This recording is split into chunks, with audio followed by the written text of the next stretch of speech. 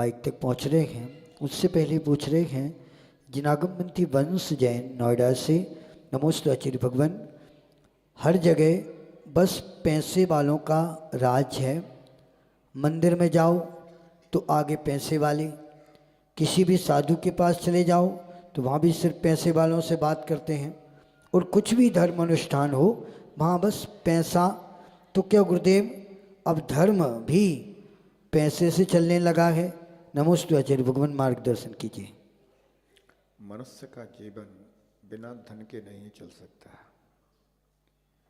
आप धन की उपेक्षा नहीं कर सकते। आपको यदि शिक्षा भी प्राप्त करना है ना, तो शिक्षालय जाने के लिए पहले आपको यथोचित वहाँ भी अपना फॉर्म आदि भरना होगा और फीस भी भरना होगी। सिस्टम ही दुनिया का ऐसा है।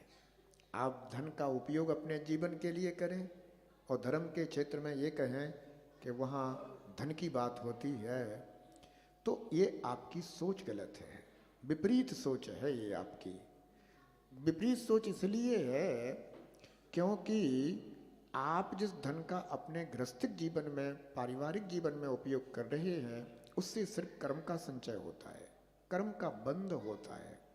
लेकिन आप ना कोई तप कर पा रहे हैं, ना कोई त्याग कर पा रहे हैं, ना कोई व्रत नियम संयम का पालन कर पा रहे हैं, तो आपका भला किससे होगा? तो कम से कम यदि आप धर्म के क्षेत्र में आते हैं और कोई कभी साधुजन भी आपको कह सकते हैं कि आप ऐसा काम कर लीजिए, तो साधुजन अगर आपको ऐसा कहते हैं तो उसमें अगर आपकी सोच गलत होगी तो आप निश्चित रूप से उसमें यही सोचेंगे कि साधुजनों के पास जाओ तो वो भी कहते हैं कि ऐसा ऐसा तुम जो है ना काम कर लो, यहाँ पर ऐसा दान कर लो। अरे साधुजन आपके ऊपर करुणान्वित होकर के कहते हैं कि बेटा आज तेरा पुण्य है और तेरे पास धन भी है, तो इसका सदुपयोग करके तू थोड़ा बहुत अपना प्रभाव सुधार ले, नहीं तो इसी धन के लोभ में तू पड़ा पड़ा दुर्गति में जाएगा। तो वे तो बेचारे एक करुणा भाव से भरे हुए होते हैं और जो जिस योग्य होता है उसको उसी योग्य उपदेश देते हैं। अगर कोई दान के योग्य है तो उसे दान का उपदेश देते हैं, कोई त्याग के योग्य है तो त्याग का उपदेश देते हैं, कोई संयम पालन के योग्य है तो संयम का पालन का उपदेश देते हैं। कोई यदि इस तरह के कोई कार्य नहीं कर सकता तो उसको यथोचित सेवा का उपदेश दे देगा, तो इस तरह की सेवा किया कर।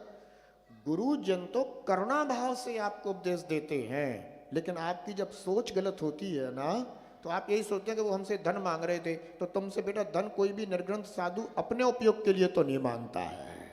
वो जब भी कहेगा तो यही कहेगा बेटे धर्म के कार्य में तू अपना दान कर ले। तो उससे साधुजन जो कह रहे हैं, जो तुम्हें प्रेरणा दे रहे हैं, उनसे ना तो उस दान का फल साधु को मिलने वाला है कि तुम अगर दान कर दोगे तो उसका फल सब साधु को मिल जाएगा, साधु को बड़ा लाभ हो जाएगा, तो साधु को कोई लाभ नहीं होने वाला है।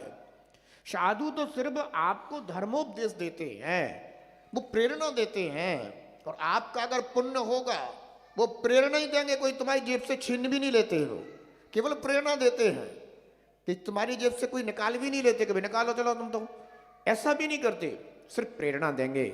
आपका पुण्य होगा, आपके भाव होंगे, आप कर दोगे, आप करोगे तो उसका पुण्य भी आपको ही मिलेगा, कोई किसी दूसरे को नहीं मिलेगा। और दूसरी ओर व्यवहार धर्म की लोक में प्रभावना होगी, तो व्यवहार धर्म की अगर लोक में प्रभावना होती है और तुम उसमें निमित्त बन जाते हो, तो तुम्हारा यश भी इस लोक में गाया जाता है। तो साधुजन जब भी किसी को प्रेरणा देते हैं, उसके पुण्य को बढ़ाने के लिए देते हैं, उसके भाव को सुधारने के लिए देते हैं। अगर आप कोई तप त्याग नहीं कर पा रहे हो तो अपनी शक्ति अनुसार आज जिस रूप में तुम्हारा पुण्य जागृत हुआ है, धन वैभव के रूप में जगह, तुम उसी के माध्यम से अपना खूब दान पुण्य करके अपना प्रभाव सुधार सकते हो। और अगर तुम सब कुछ छोड़ करके और निर्ग्रंथ मुनि बन सकते हो, तो फिर उसका भी गुरुजन तो सबसे पहले तो वही उपदेश देते हैं कि बेटा काहे को संसार में पड़ा है, छोड़ ये धन वैभव, इसके राग में मत पड़, निर्ग्रंथ मुनि बन, अपना कल्याण कर। और फिर कल के दिन तुम ये भी कह लोगे, अब तो गुरुजनों के पास जब भी जाओ सभी तो कहते हैं मुनि बन जाओ।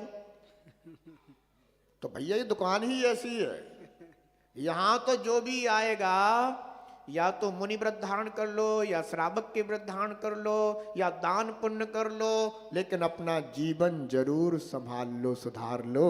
यही गुरुजनों का उपदेश होता है।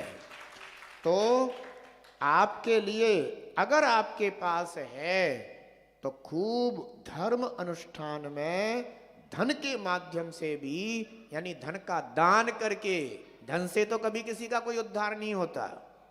और एक बात और ध्यान रखना, कभी कहीं पर भी पैसा तो लगता ही नहीं है।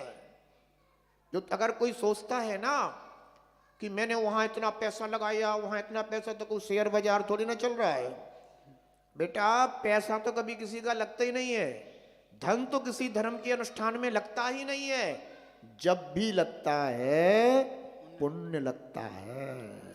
अगर तेरा पुण्य होगा तो धन लगेगा, और पुण्य नहीं होगा तो कितना भी धन बना रहे, तू देने भी जाएगा तो कोई लेने वाला नहीं मिलेगा। समझ में आ गया ना? अगर कोई ये कहे कि साधु महाराज वहां ऐसा कह रहे थे कि सो इतना दे दो, इसमें इतना दान कर दो। मुनिराज की अंजलि, जिस समय मुनिराज अंजलि बनाते हैं, सिर्फ मुनिराज एक समय ही दान लेते हैं। साधु एक समय ही दान लेते हैं। कब? जब वे आहार करते हैं, अंजलि बनाते हैं, उस समय वो अपने हाथ में लेते हैं। उस समय का उनका अपना होता है। और अगर तुम उस समय उनके हाथ में नोट रख दोगे तो बोलो ले लेंगे क्या? सोना चांदी रख दोगे तो बोलो ले लेंगे क्या? बोलो ले लेंगे क्या? अरे फेंक देंगे एक तरफ के, पर रख अपना धन अपने पास में, नहीं चाहिए तेरा धन। तू समझता क्या है? समझ में आ गया ना?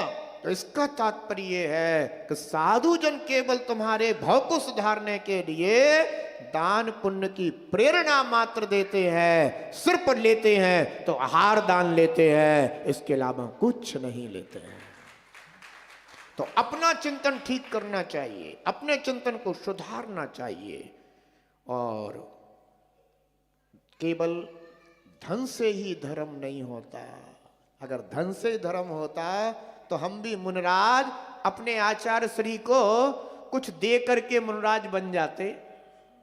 बोलो बन सकते हैं क्या ऐसे कि आचार्य श्री कुछ ले लो, रिश्वत ले लो, पर हमें इनको मुनि बना दो, बोलो इनको वारिका बना दो।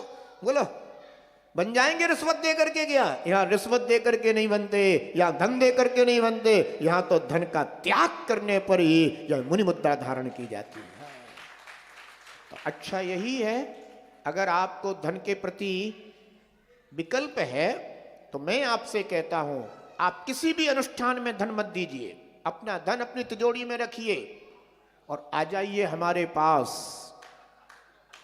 तुमको हम धर्ममय बना देंगे। बिना धन दिए धर्मात्मा बना देंगे। और यदि ये लेने की सामर्थ्य नहीं हो तो बेटा थोड़ा बहुत अगर पुण्य जगह है, धन हाथ में आया है, तो खूब दान पुण्य कर, जी भर के दान पुण्य कर, और अपना यश भी लोक में फैला, और धर्म के कार्यों को इस लोक में प्रभावना के माध्यम से अपने पुण्य की भी सराहना करते हुए प्रभव को सुधारने का प्रयास कर। ऐसा